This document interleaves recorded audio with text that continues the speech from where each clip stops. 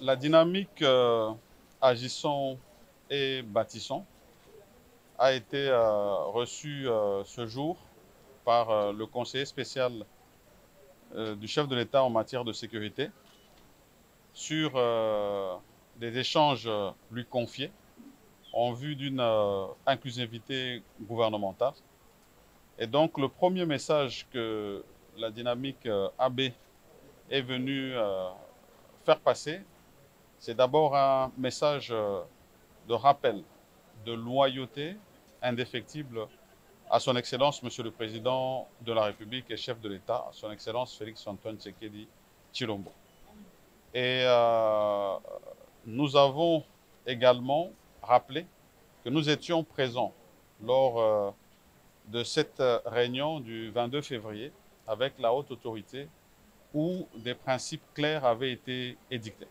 Principes de dialogue et de dialogue permanent et principe de main tendue, de manière à ce que, face à cette question d'agressivité que nous avons à l'est de la République démocratique du Congo, nous imposée par le Rwanda et ses supplétifs du M23, la réponse est aussi dans la cohésion et l'unité.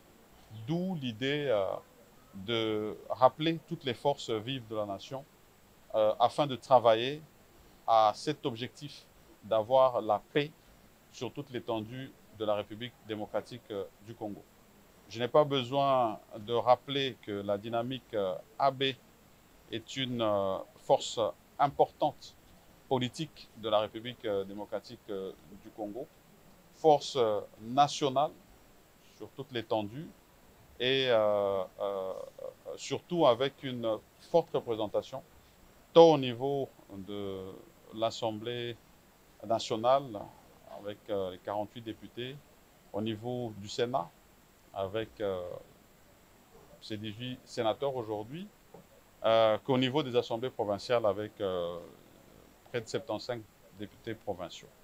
Et donc, le vœu, c'est d'accompagner cette initiative telle qu'elle a été souhaitée et dictée par son Excellence, Monsieur le Président de la République.